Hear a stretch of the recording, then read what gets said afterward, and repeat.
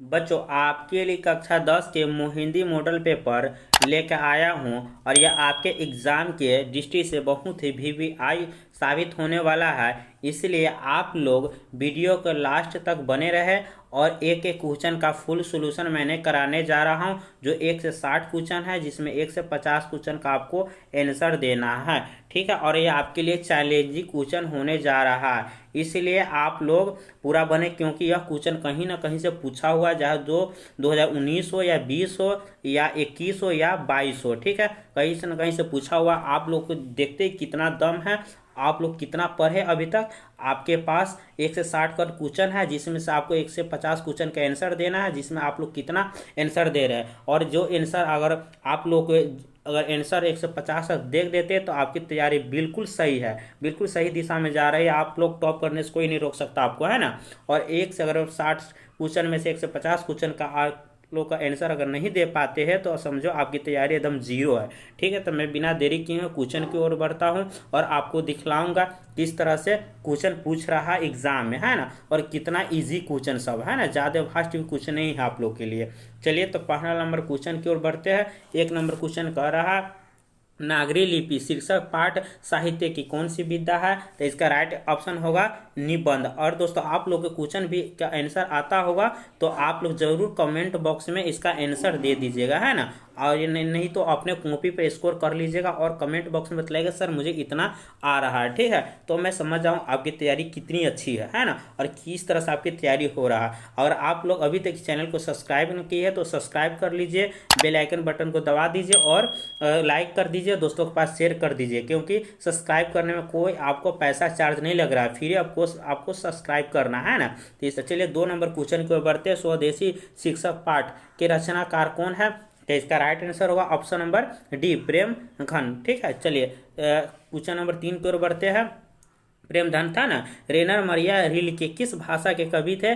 तो आप लोग जानते थे किस भाषा के, तो जर्मनी। ऑप्शन नंबर ए इसका राइट आंसर होगा, है ना। चलिए 4 नंबर क्वेश्चन की ओर बढ़ते हैं। जीत जीत में निरखत हूँ पाठ साहित्य की विद्या है या किसकी विद्या है। 4 का राइट आंसर हो ऑप्शन नंबर सी, यानी साक्षात्कार की विद्या। ठीक है, चलिए 5 नंबर क्वेश्चन की ओर बढ़ते हैं। शंभू महाराज बिरजू महाराज के कौन थे, तो मौसा जी थे। आप लोग भली बात पढ़े होइएगा, बुक तो पता होगा। शंभू महाराज बिरजू महाराज के मौसा जी थे, है ना। चलिए अगली क्वेश्चन की ओर बढ़ते, स्क्रॉल करके दिखाने की कोशिश करूंगा, है ना। चलिए यह आपकी चैलेंजिंग क्वेश्चन है। ठीक है, अगर आप क्वेश्चन का आंसर दे देते तो बहुत ही अच्छा आपके एग्जाम में रिजल्ट आ जाएगा। अगर नहीं दे पाते तो समझिए आपकी तैयारी अभी करने की बहुत ज़रूरत है, आपकी तैयारी थोड़ा भी अभी नहीं हुआ है ना। कुमार गंधर्व क्या है, तो कुमार गंधर्व क्या है, तो एक गीत क्या थे, एक शास्त्रीय नायक थे, है ना। ऑप्शन नंबर सी इसका राइट आंसर होगा। चलिए अगली क्वेश्चन के ऊपर 7 नंबर क्वेश्चन देखिए। रोन नदी के किनारे बसे शहर का नाम क्या था, क्या था, अभिनयो था, है ना। ऑप्शन नंबर सी इसका राइट आंसर होगा। चलिए अगली क्वेश्चन को बढ़ते हैं, यानी फटाफट आप लोग देखते रहिए, इसका आंसर देते रहिए, है ना। दिनकर को ज्ञानपीठ पुरस्कार किस रचना पर मिला, किस रचना पर मिला। तो 8 का right answer option number D, यानी उर्वशी रचना पर। ठीक है, चलिए अगली क्वेश्चन की ओर बढ़ते हैं। प्रत्येक वर्ष अभिनयो में कैसा समारोह आयोजित होता है। तो 9 का राइट आंसर होगा ऑप्शन नंबर ए, है ना, रंग समारोह, है ना, रंग समारोह। चलिए 10 नंबर क्वेश्चन की ओर बढ़ते हैं। विनोद कुमार शुक्ल किस कृषि विश्वविद्यालय से इंटरमीडिएट प्रोफेसर थे। तो विनोद कुमार शुक्ला किस विश्वविद्यालय से प्रोफेसर थे, है ना। तो इसका राइट आंसर क्या होगा, ऑप्शन नंबर सी होगा, इंदिरा गांधी इंटरमीडिएट स्कूल से प्रोफेसर वो बने थे, है ना। चलिए अगली क्वेश्चन को बढ़ते हैं। 11 नंबर, मछली के लिए मसाला कौन पीस रही थी। तो मछली के लिए मसाला कौन पीस रही थी, तो इसका राइट आंसर होगा उसकी माँ, है नहीं, माँ पीस रही थी। चलिए अगली क्वेश्चन को बढ़ते हैं। 12 नंबर, बिस्मिल्लाह खां के बचपन का नाम क्या था। तो बिस्मिल्लाह खां के बचपन का नाम अदीरुद्दीन था, है ना, अदीरुद्दीन था। चलिए अगली क्वेश्चन की ओर बढ़ते हैं। 13 नंबर क्वेश्चन से हम देखते हैं ना, तो सुजान रसखान किसकी रचना है, तो रसखान की रचना है। ऑप्शन नंबर 20 का राइट आंसर होगा। ठीक है, चलिए अगली क्वेश्चन को बढ़ते हैं। बिस्मिल्लाह खां की शहनाई के साथ किस मुस्लिम पर्व का नाम जुड़ा हुआ है ना, ईद, बकरीद, मुहर्रम, मिलाद। तो 14 का राइट आंसर होगा ऑप्शन नंबर सी होगा, यानी मुहर्रम, है ना। चलिए अगली क्वेश्चन की ओर बढ़ते हैं। काफ़ी किसकी पाठशाला है? तो काफ़ी किसकी पाठशाला है? तो 15 के राइट आंसर हो ऑप्शन नंबर ए, संस्कृति की पाठशाला है ना। चलिए अगली क्वेश्चन को बढ़ते हैं। कौन चाहते थे कि सभी देशों की संस्कृति की हवा उनके घर के पास बहती रहे? कौन चाहते थे? तो इसका राइट आंसर होगा ऑप्शन 16 महात्मा गांधी चाहते थे उनकी सभी देशों की हवा या सभी संस्कृति उनके घर के सामने बहे, है ना। चलिए 17 नंबर क्वेश्चन को बढ़ते हैं। गुरु नानक का जन्म लाहौर के किस ग्राम में हुआ था? अभी बतला सकते हैं लाहौर कहाँ? लाहौर अभी पाकिस्तान में पड़ता है ना, पाकिस्तान में पड़ता है। तो चलिए आप लोग बता सकते हैं गुरु नानक के कहाँ हुआ था, यानी उसका जन्म स्थान कहाँ था? तो चलिए 17 का right answer option number A, Talwandi में था, है ना। चलिए 18 नंबर क्वेश्चन की ओर बढ़ते, स्क्रॉल करके दिखाने की कोशिश करूंगा, है ना। ठीक है, तो 18 नंबर क्वेश्चन को बढ़ते हैं। मछली शिक्षक कहानी में दीदी के प्रेमी का नाम क्या था? तो उसके प्रेमी का नाम क्या था? 18 का राइट आंसर होगा ऑप्शन नंबर डी, यानी कि नरेन था, है ना। आप लोग अभी तक इस चैनल को सब्सक्राइब नहीं किए तो प्लीज़ इसे सब्सक्राइब कर दीजिएगा, दोस्तों के पास शेयर कर दीजिए और बेल आइकन बटन दबा दीजिए, क्योंकि सब्सक्राइब करने में आपको कोई पैसा चार्ज नहीं लगता है, ठीक है। और इसका अगर फ्री PDF प्राप्त करना चाहते हैं तो आप लोग डिस्क्रिप्शन बॉक्स में जाइए और व्हाट्सअप टेलीग्राम का लिंक दिया, वहाँ से जुड़ जाइए और वहाँ से आप लोग फ्री ऑफ कॉस्ट में इसका PDF प्राप्त कर सकते हैं ना, कोई इसका चार्ज नहीं लग रहा है ना। 19 नंबर क्वेश्चन है, शेक्सपियर किस भाषा के कवि थे? तो इसका राइट आंसर होगा ऑप्शन नंबर डी, है ना, अंग्रेजी भाषा के कवि थे। चलिए अगली नंबर क्वेश्चन को बढ़ते हैं।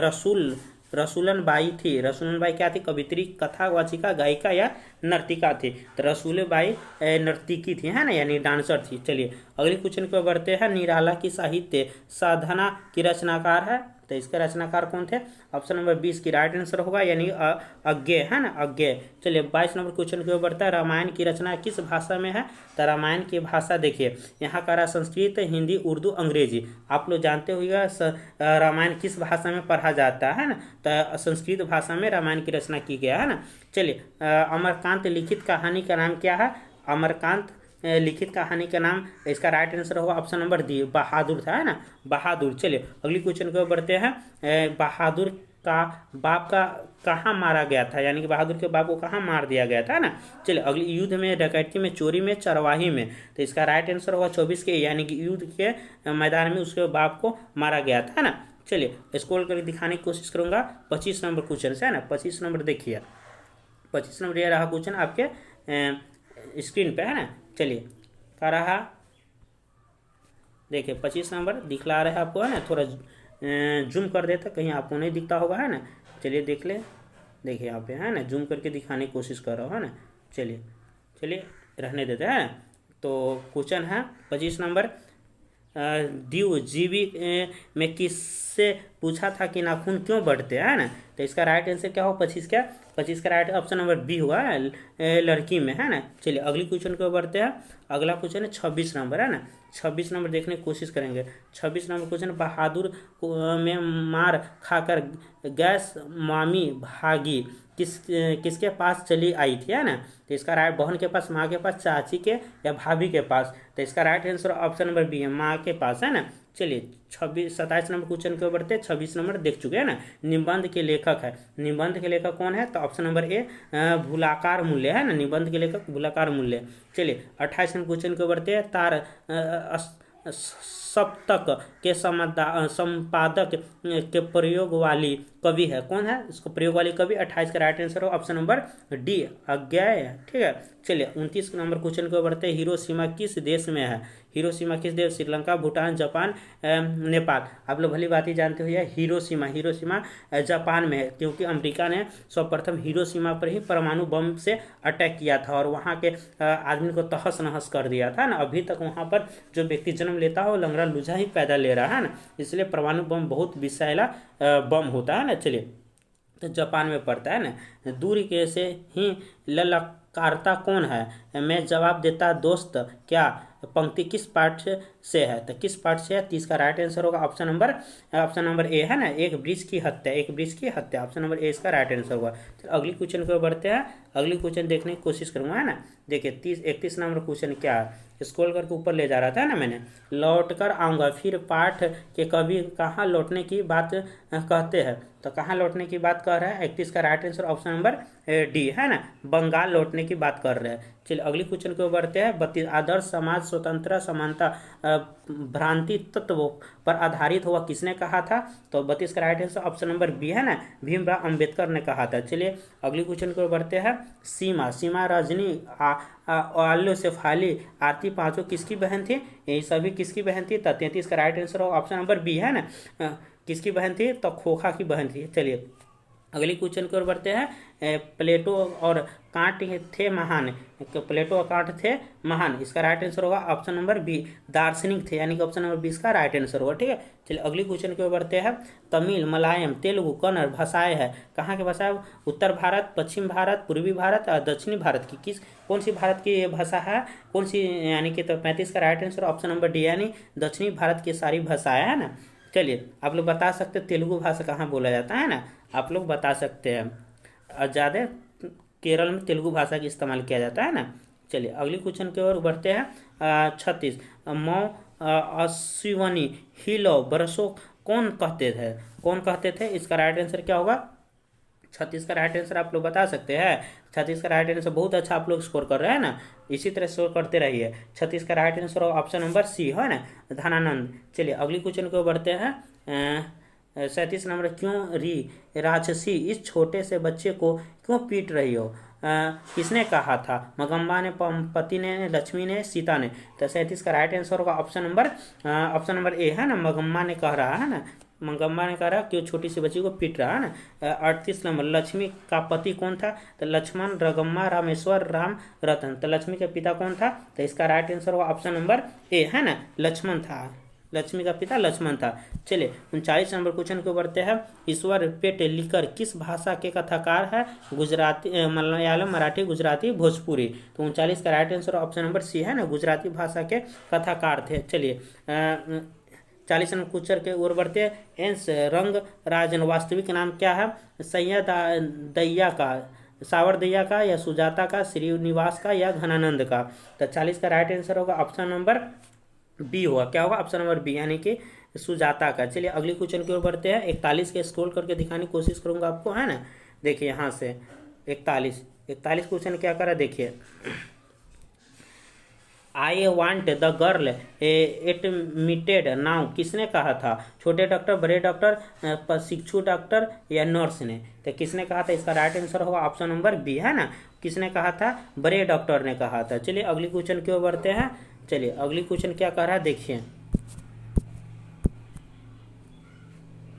नगर शीर्षक कहानी के लेखक कौन है? नगर शीर्षक कहानी के लेखक ऑप्शन नंबर इसका ए राइट आंसर होगा, सुजाता है ना, ए राइट आंसर होगा। चलिए अगली क्वेश्चन को बढ़ते हैं। अगला क्वेश्चन है, 3 बेटे डैश डैश 2 वक्त की रोटी डैश डैश एक माँ किस कहानी के पंक्ति है? माँ नगर ढटे विश्वास धरती कब तक घूमेगी? तो किस पंक्ति की कहानी है? तो 43 का राइट आंसर होगा ऑप्शन नंबर बी, यानी कि नगर कहानी की पंक्ति है। चलिए अगले क्वेश्चन की ओर बढ़ते हैं। नजम्मा मगम्मा की कौन थी? बेटी, मौसी, बहू, सौतेनी, है ना। तो इसका right answer option number C, बहू थी, है ना।